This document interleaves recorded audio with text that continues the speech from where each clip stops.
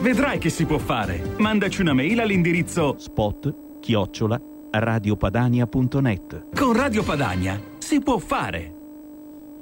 Buonasera, ben ritrovati su Comeback, il nostro spazio settimanale dedicato alla politica statunitense. Buonasera da Stefano Graziosi.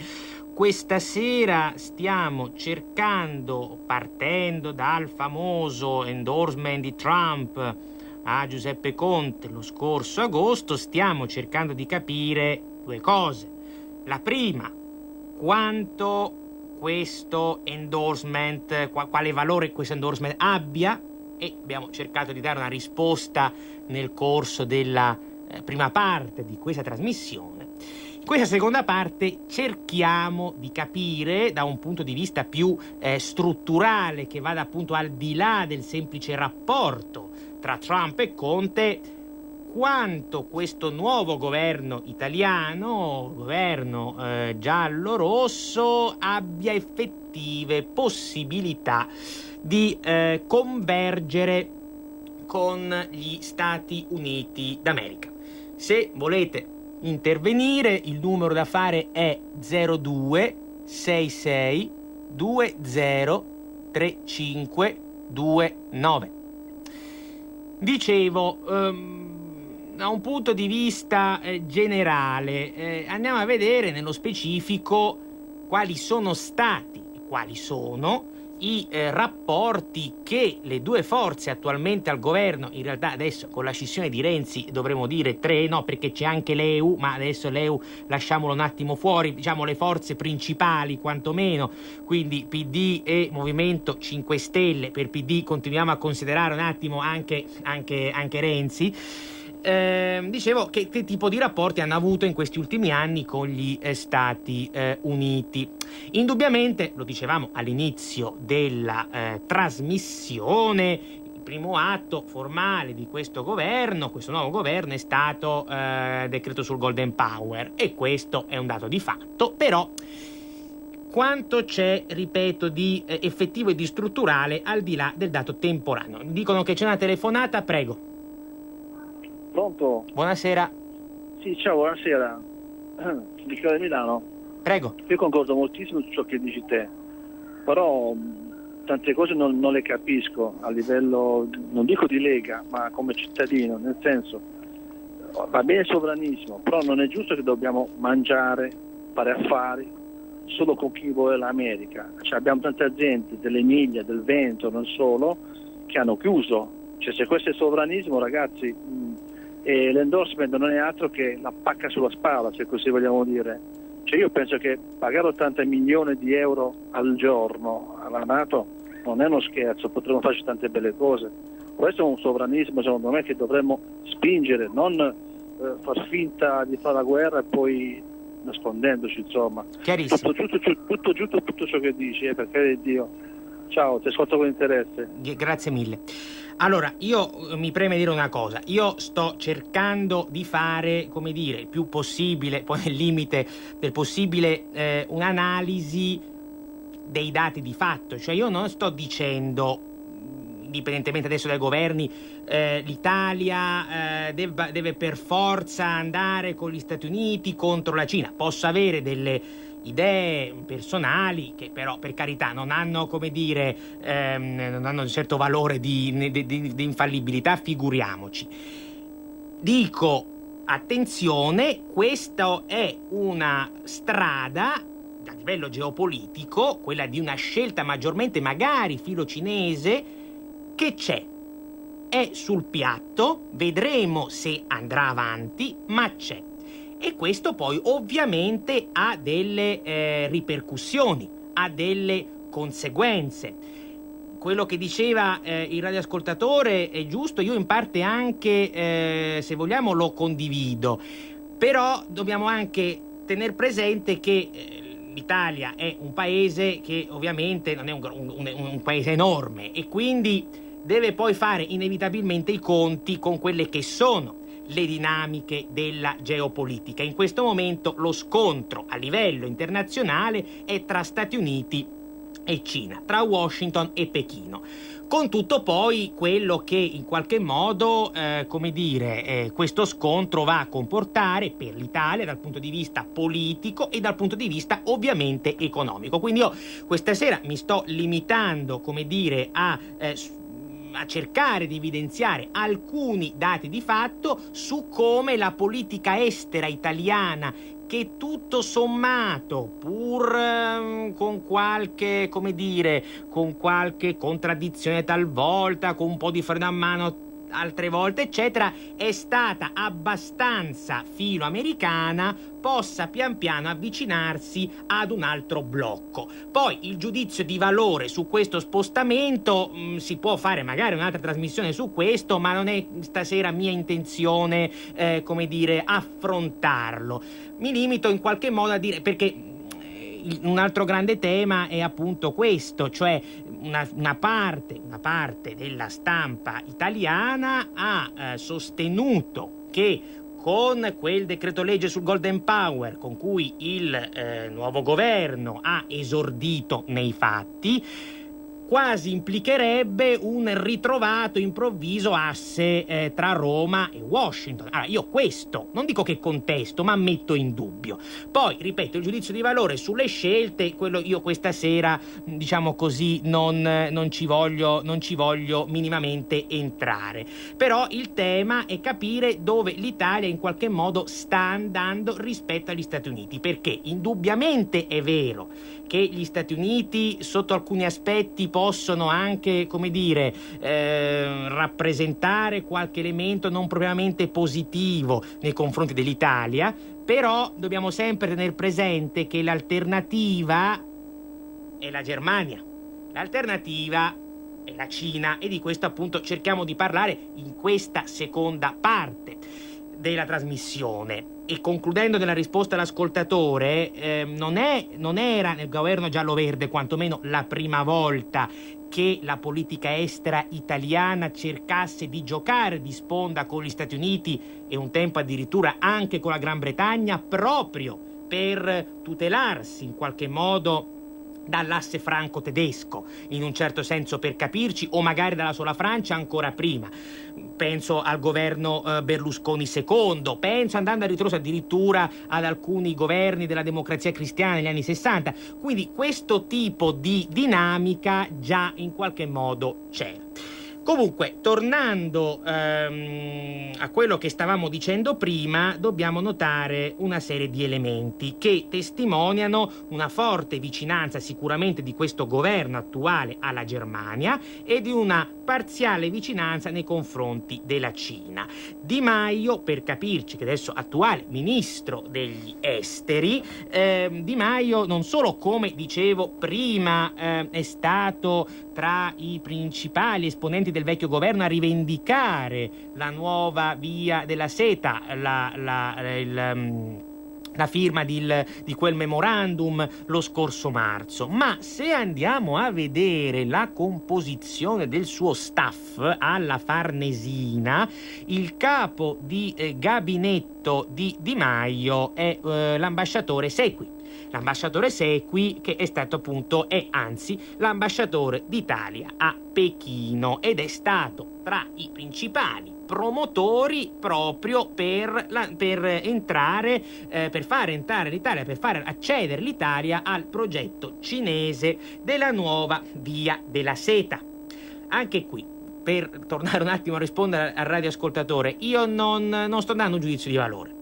Però dico, attenzione, che questa è una determinata linea che già alla Farnesina sta emergendo, e non solo alla Farnesina, perché anche nel Partito Democratico ci sono forze in un certo qual modo non troppo ostili nei confronti della Cina. Penso soprattutto al nuovo, tra l'altro, commissario europeo agli affari economici Paolo Gentiloni. Gentiloni, quando era premier, quindi parliamo del 2017, era il maggio del 2017, si recò a Pechino e proprio al forum della nuova Via della Seta disse che per l'Italia era una grande opportunità e che quindi quell'opportunità andava colta. Quindi la stesura del famoso memorandum dello scorso marzo, in realtà le basi erano già state gettate dal governo precedente, che era, ricordiamolo, il governo Gentiloni.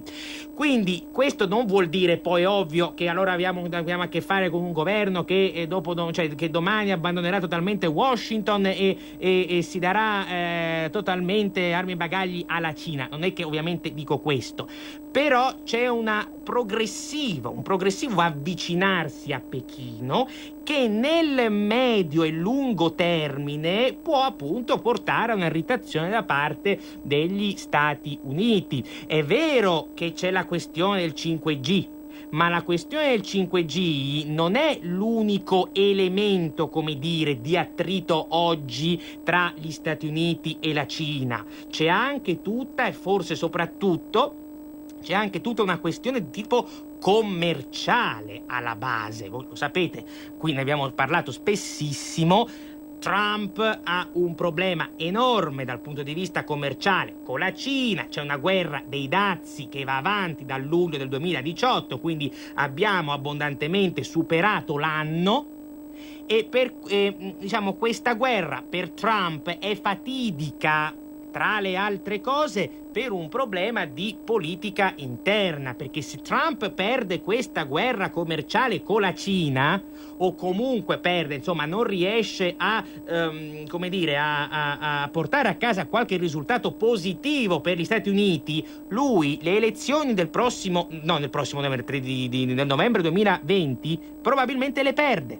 Perché quella guerra commerciale è per Trump probabilmente la scommessa politico-economica principale di tutto il suo primo mandato. E quindi,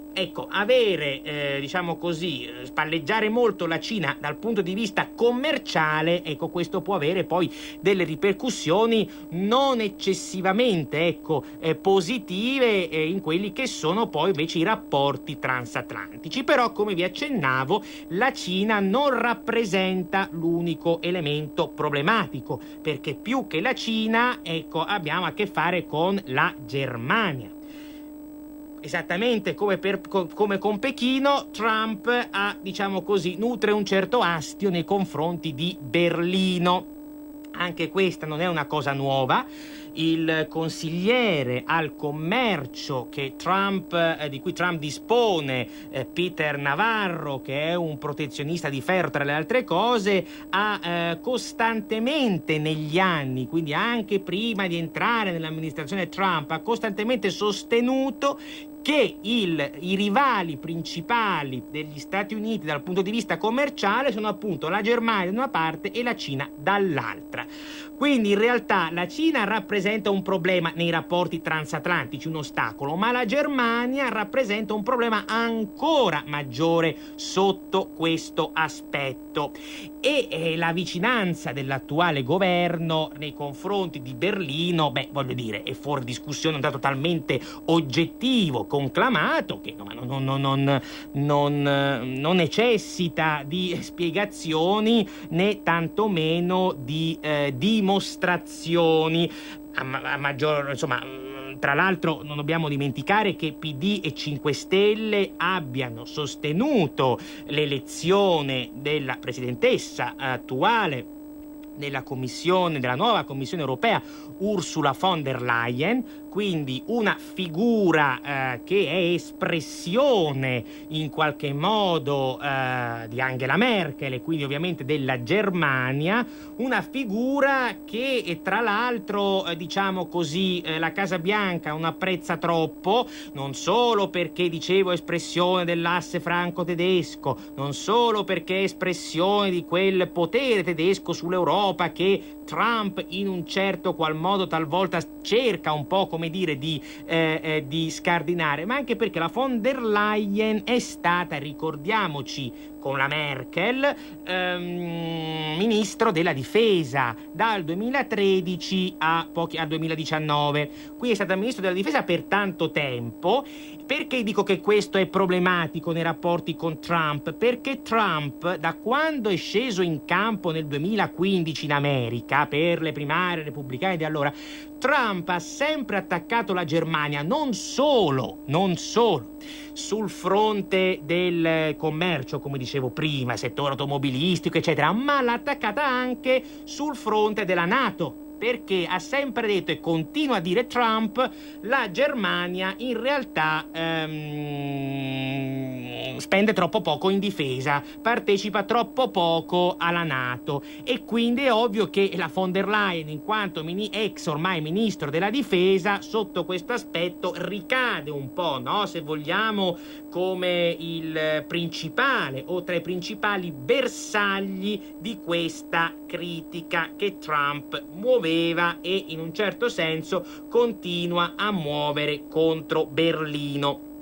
Quindi il tema è questo, che i presupposti strutturali, quindi ripeto, andando al di là dei singoli provvedimenti presi, del singolo decreto eccetera, ma i presupposti strutturali dal punto di vista geopolitico su cui questo nuovo governo viene a fondarsi non sono presupposti che nel medio termine, forse neanche nel breve, ma diciamo nel medio termine, possano effettivamente definirsi, come dire, filo statunitensi o filo americani più in generale. Anche perché, e qui torno a quanto dicevo all'inizio di questa trasmissione, Trump è una parte degli Stati Uniti, non è solo lui che in qualche modo bisogna convincere, tra virgolette, perché a partire, vi dicevo, dal Pentagono e dal Dipartimento di Stato, ecco, ci sono tante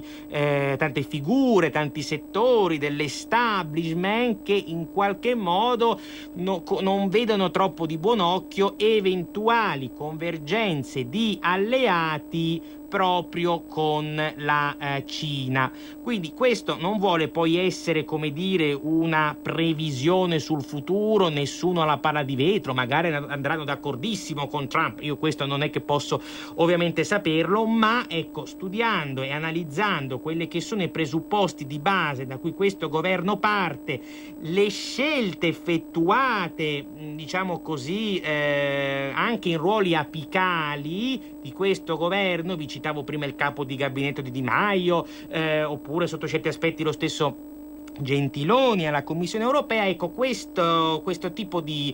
C'è una telefonata? Prego, grazie. Pronto? Buonasera. Oh, buonasera Stefano. Allora, piacere di sentirla, buonasera. Sto seguendo attentamente quello che sta dicendo, perché veramente è una persona molto preparata. E dico, la ringrazio. Non si immagini. Allora, pensi una cosa. Non le sembra, almeno mia modesta visione, Trump sta vivendo il momento di vittoria e sconfitta, cioè ha una scarpa della vittoria e una scarpa della sconfitta. Trump sente la mancanza di un MacArthur, come dopo il processo di Norimberga, come dopo la Corea. Lui si è fermato a un certo momento, e quando lei diceva la strada della seta, temeva che tra la Cina, l'Europa, tramite l'Italia, si ricorda quel famoso treno, è stato simbolico, che partì da Mortara, andò in Cina, via dicendo, arrivò dopo, non si è mai più parlato di nulla. Detto questo, Trump ha paura dell'Europa, ma non dell'Europa unita, dell'Europa che non va d'accordo. Questa è la differenza che passa, perché se l'Europa fosse governata da una persona sola, come gli Stati Uniti, Trump farebbe i salti di gioia invece vede che l'Europa è malleabile, uno salta un po' di qui, uno salta un po' di là, poi l'Inghilterra, che lui è molto favorevole alla Brexit, e non vede l'ora che succeda qualcosa in Europa per rimanere fuori lui da questo discorso, perché sa che ha le due scarpe, mi creda, una della vittoria e una della sconfitta, perché guardi che lo stanno abbandonando un po' tutti. Questa è la differenza che passa, ma non da una politica sbagliata, è che non si aspettava questi cambi repentini, che poi la Russia è sempre lì all'angolo, è la spina nel fianco. Poi c'è la Cina, che non so come la vede fra un mese, 2, 3 o un anno.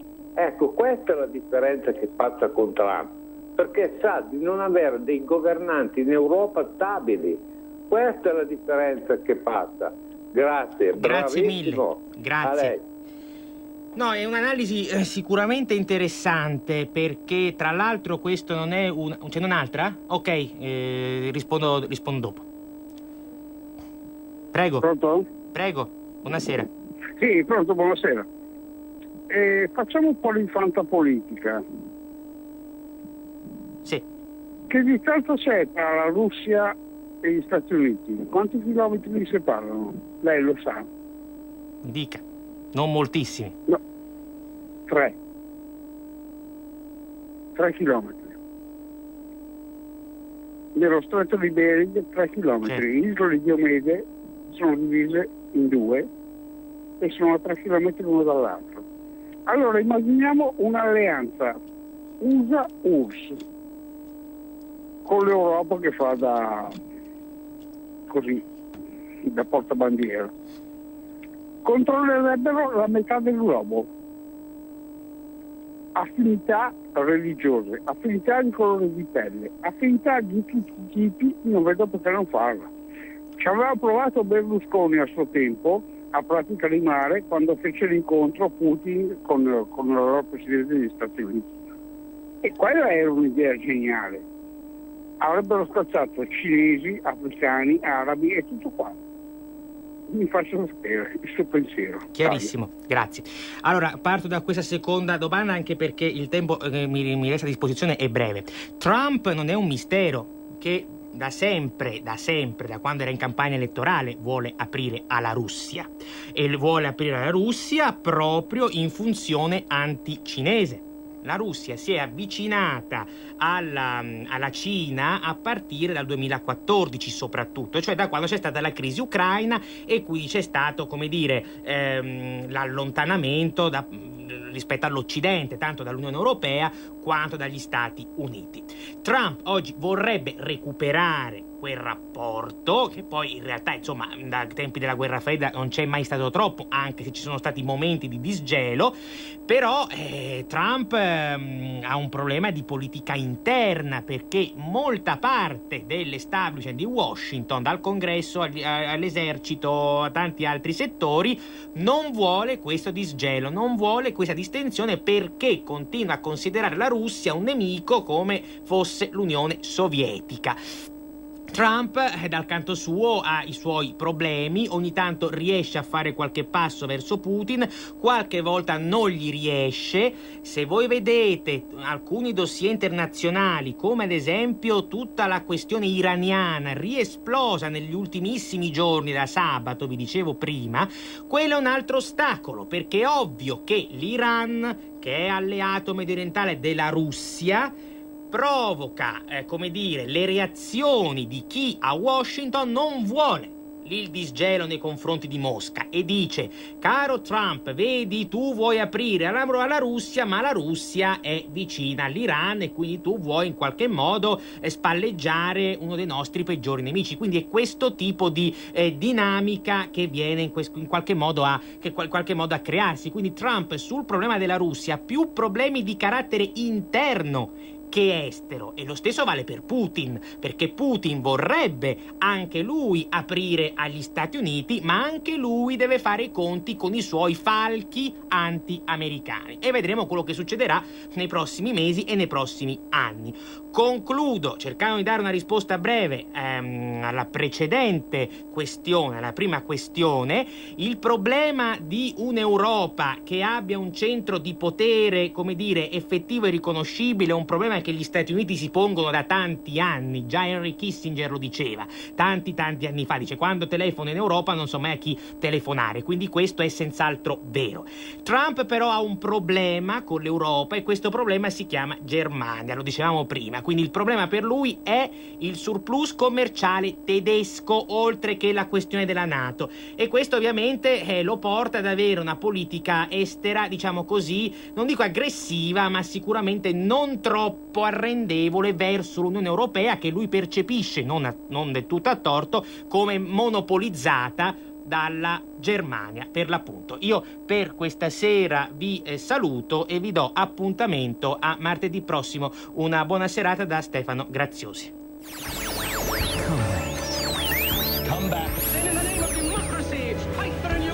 Avete ascoltato Comeback. Messaggio per tutti gli imprenditori, gli artigiani, i commercianti, i liberi professionisti. Hai un'attività? Dei prodotti da promuovere? Prova la pubblicità sulla nostra